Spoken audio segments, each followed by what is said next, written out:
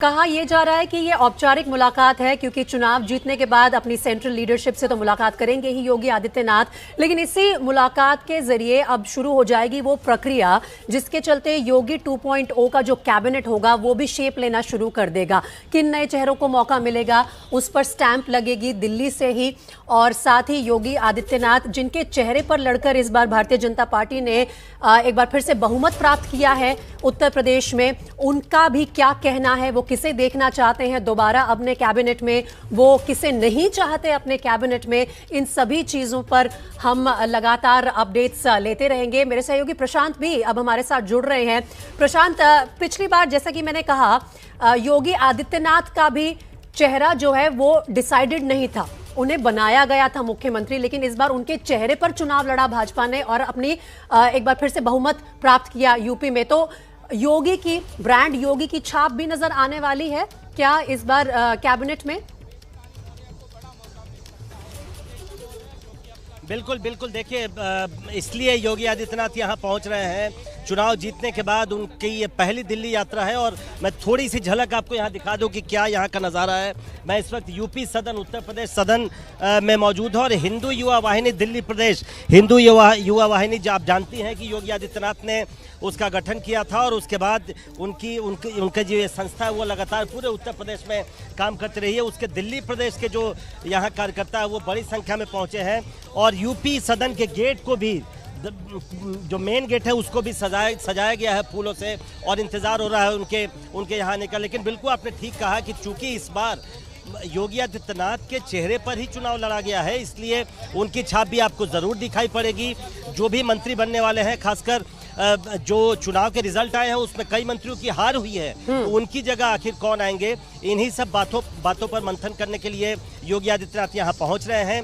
यहाँ पहुँचने के बाद हम जानते हैं उनका BL संतोष से मिलना है जो ऑर्गेनाइजेशन जनरल सेक्रेटरी हैं, उसके बाद JP नड्डा, प्रधानमंत्री, इन सभी नेताओं से मुलाकात होनी है। और निश्चित तौर पे जो पहली बात जो होने वाली है वो मंत्रिमंडल के गठन की होने वाली है। शपथ जैसा हम समझ रहे हैं कि होली के बाद शपथ लेंगे योगी आदित्यनाथ। इन सब चीज़ों पर चर्चा करने के लिए थोड़ी ही देर में योगी आदित्यनाथ यूपी सदन पहुंचेंगे और उन सब बातों पर आज दिन भर जब वो नेताओं से मिलेंगे तो इस पर विस्तार से चर्चा होगी।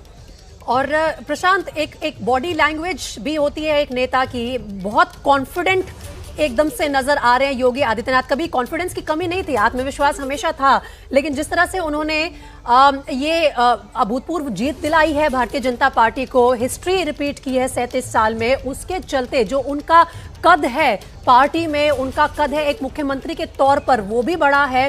तो जो जाहिर तौर पर इस बार देखा जाएगा कि योगी किस तरह से इस 2.0 की सरकार को चलाएंगे, किन लोगों को अपने साथ रखेंगे, किन को नहीं वो रखना चाहते, क्या ज्यादा कुछ मानेंगे इस बार भारतीय जनता पार्टी की सेंट्रल लीडरशिप उनके इनपुट्स?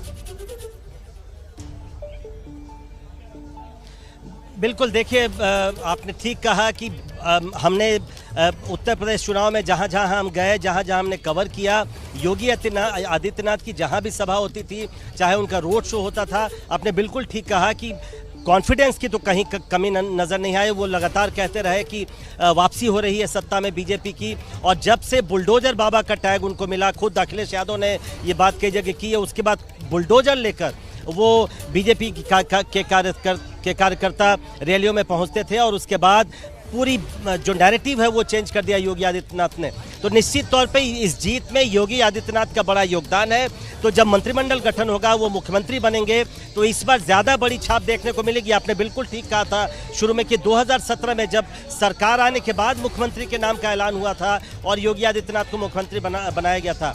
इस बार बीजेपी की जीत में योगी आदित्यनाथ की एक बड़ी भूमिका रही है, उनके नाम पर लोगों ने वोट किया है और इसलिए आप देखेंगे कि जब मंत्रिमंडल का गठन होगा, चाहे वो डिप्टी चीफ मिनिस्टर्स की बात हो या बाकी मंत्रियों की बात हो, योगी आदित्यनाथ की चॉइस को ज़रूर शामिल किया जाएगा। और जैसा मैंने कहा, कई मंत्री चुनाव हार गए हैं उसके अलावा दारा सिंह चौहान, धर्म सिंह सैनी, स्वामी प्रसाद मौर्य ऐसे मंत्री बीजेपी का दामन छोड़ के जा चुके हैं। तो उनकी जगह आखिर कौन आएगा, इन सब बातों का ख्याल मंत्रिमंडल के गठन में रखा जाएगा। और योगी आदित्यनाथ की जो छाप है या उनका जो ब्लूप्रिंट है आप जरूर देखेंगे मंत्रिमंडल के गठन में। जी प्रशांत, आप यूपी सदन में मौजूद हैं दिल्ली के, और वहां पर हमने देखा जो तस्वीरें आपने भेजी कि तैयारी हो चुकी है, गेट को भी फूलों से सजा दिया है। कुछ ही देर में योगी आदित्यनाथ गाजियाबाद से यहां पहुंच जाएंगे, तो लगातार हम आपसे अपडेट लेते रहेंगे।